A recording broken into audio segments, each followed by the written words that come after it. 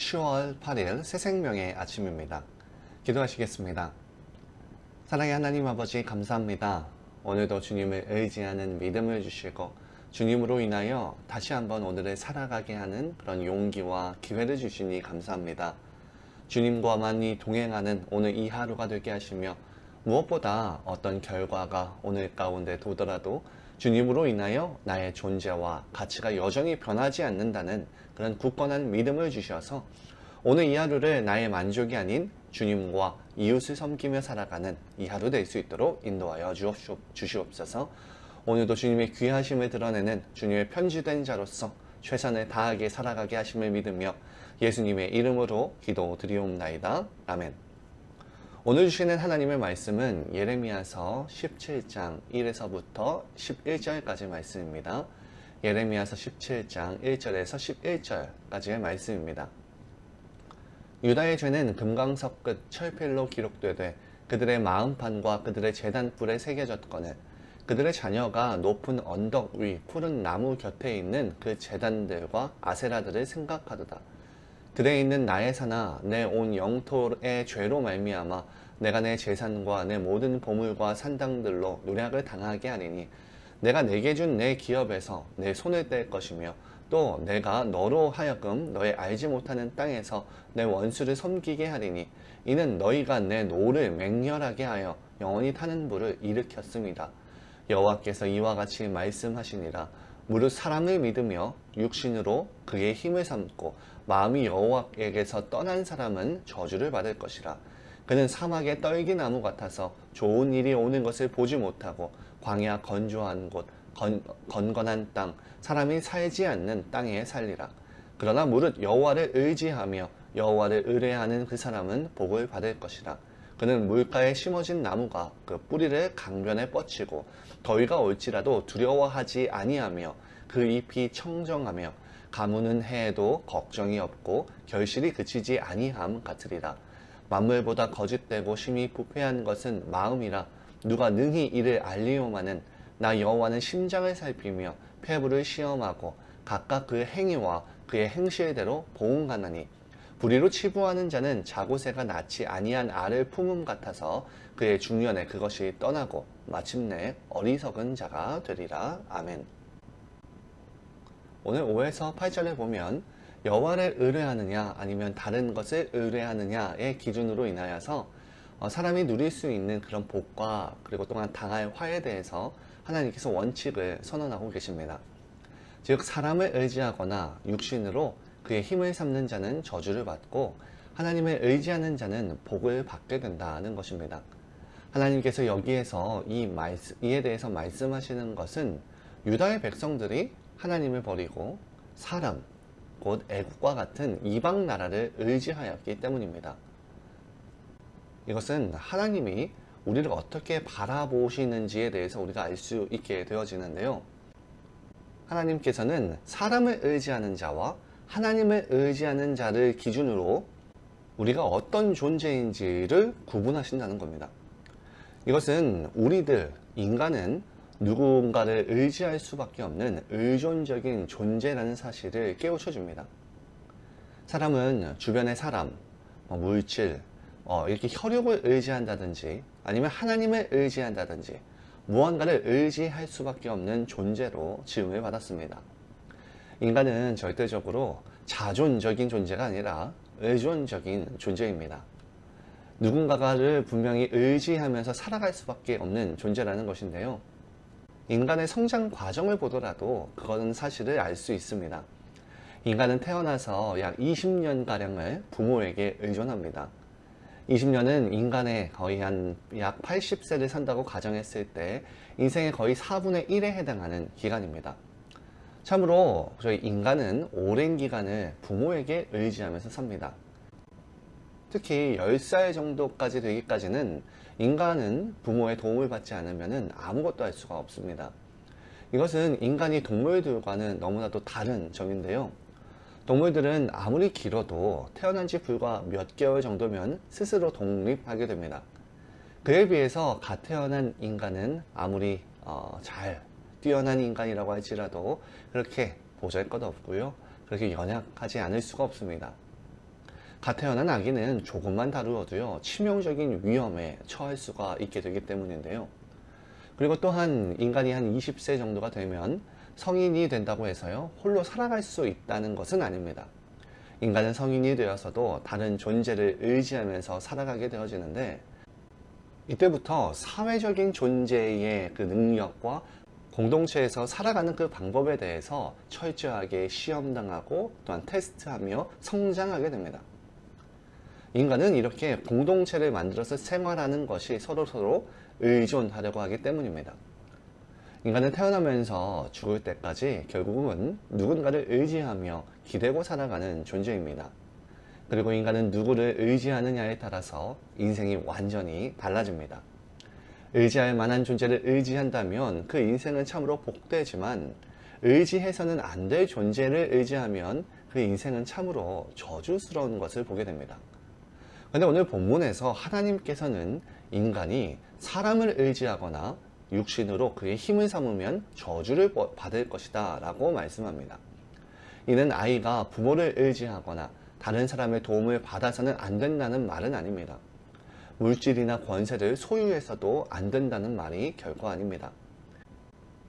이 뜻은 부족함이 무수히 많은 사람을 하나님처럼 의지하거나 금방 있다가 사라질 물건을 하나님처럼 떠받들고 그것을 소유하고자 하는 그런 연연하는 사람들을 향한 말씀입니다. 사람이 아무리 능력이 있는 존재라고 해도 그는 본질적으로 흙에 불과한 그런 무가치하고 연약한 존재입니다. 그러므로 인간은 절대적으로 의지할 대상이 될 수가 없습니다. 또한 물질도 사람이 편리를 위해서 또 하나님을 더 잘 섬기고 그 뜻을 세우기 위해서 사용해야 할 그러한 물질일 뿐이지, 그것을 의지하거나 떠받들여야 될 그런 대상이 아닙니다. 인간이 절대적으로 의지할 수 있는 대상은 우리 사람들과 세상의 만물을 지으신 창조주 하나님 뿐입니다. 하나님을 의지하는 자만이 물가에 심겨진 나무처럼 그런 청청한 삶을 살 수 있습니다. 이것은 우리를 한번 정직하게 되돌아보게 하는 것인데요. 우리들은 사람이 아니고 육신이 아니요 물질도 아니고 하나님만 의지하며 살아간다고 말할 수 있을까요? 많은 사람들의 삶을 되돌아보면 하나님보다 사람을 더 의지하고 하나님보다 물질과 현육으로 힘을 삼고 살아가는 것을 보게 됩니다. 아무리 신앙인이라고 자부하더라도 그 삶이 하나님을 의지하기보다 사람과 혈육, 권세와 명예, 물질을 의지하는 것을 보게 되어지는데, 성경은 이러한 삶이 결코 온전하지 그리고 또한 완전한 것이라고 하지 않는다는 것입니다. 특히 오늘 말씀에서 5절에서 6절을 보면 사람을 의지하는 자의 결과에 대해서 말씀하고 있다면, 7에서부터 8절은 하나님을 의지하는 자의 결과에 대해서 말씀하고 있습니다. 이것은 마치 시편 1장 1에서부터 3절까지를 이렇게 새롭게 설명하는 듯한 그런 말씀인데요. 7절에서는 무릇 여호와를 의지하며 여호와를 의뢰하는 사람은 복을 받을 것이다 라고 말씀하고 있습니다. 또한 8절에서는 여호와를 의뢰하는 자가 받을 복을 비유적으로 나타내고 있는데요.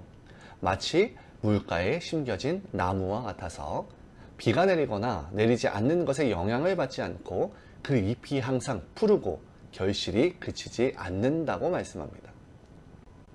예전에 그랜드 캐년은 인디언들에게는 버려진 땅, 그리고 불모의 땅이라고 불려진 곳이었다고 합니다. 그곳은 절벽이 너무 심하고 돌이 가득해서 어떠한 것을 심어도 결실이 나지 않는 곳이었기 때문입니다. 그런데 그 인디언들이 나중에 다른 곳으로 이주해 가고 그곳을 미국인들이 이주해 오면서 그랜드 캐년의 멋진 절경들을 보면서 이보다 더 멋질 수는 없다고 생각해서 그것을 국립공원으로 그리고 관광지화 시켜 나아갑니다. 이전에 버려진 땅, 그런 쓸모없던 땅에 새로운 면모를 발견하고 그것을 성장시켜서 이제는 세계의 많은 사람들이 찾는 역사적인 그런 유적지가 되어졌는데요. 이러한 과정들이 우리의 믿음과 같지 않을까 싶습니다. 실패한 인생 혹은 버려지고 아무런 쓸모없는 그런 인생이 아니라 하나님을 통해 그의 가치를 발견하고 그분만을 의지하여서 새로운 복된 인생을 살아가는 우리들의 모습과 같기 때문입니다. 무엇보다 오늘 이 8절에 하나님께서는 물가에 심겨진 나무는 더위가 올지라도 두려워하지 않는다고 말씀합니다. 여기에서 더위란 그런 건기 때의 살인적인 무더위, 아리조나의 무더위를 말하는 것 같습니다. 그러나 우리가 다 알듯이 아리조나의 여름 무더위가 아무리 혹독하다고 해도 살아갈 수 있습니다. 하나님의 은혜로 에어컨, 자동차, 물이 공급되기 때문입니다. 다시 말하면 인생에 어떠한 필연적으로 찾아오는 시련일지라도 그 시련이 우리에게 참으로 두렵고 어렵고 또한 다시 한번 겪고 싶지 않은 일들이라고 하지만 하나님을 의지하는 사람은, 하나님을 의뢰하는 사람들은 다릅니다. 하나님을 의뢰하는 사람들은 인생의 그 두려움, 그 더위를 두려워하지 않는다는 겁니다. 왜냐하면 하나님을 의뢰하는 사람들은 하나님께서 무한히 공급하시는 은혜로 말미암아서 쓰러지거나 결코 실패하지 않기 때문입니다. 그는 아무리 큰 인생의 어려움이 닥쳐더라도 하나님의 그 공급하시는 은혜로 인하여 결실을 그치지 않게 됩니다. 도리어 그 시련을 통해서 한 단계 더 성숙하고 성장하는 계기로 삼을 뿐입니다. 우리의 인생은 하나님을 의지하건 의지하지 않건 시련과 어려움이 분명히 찾아옵니다.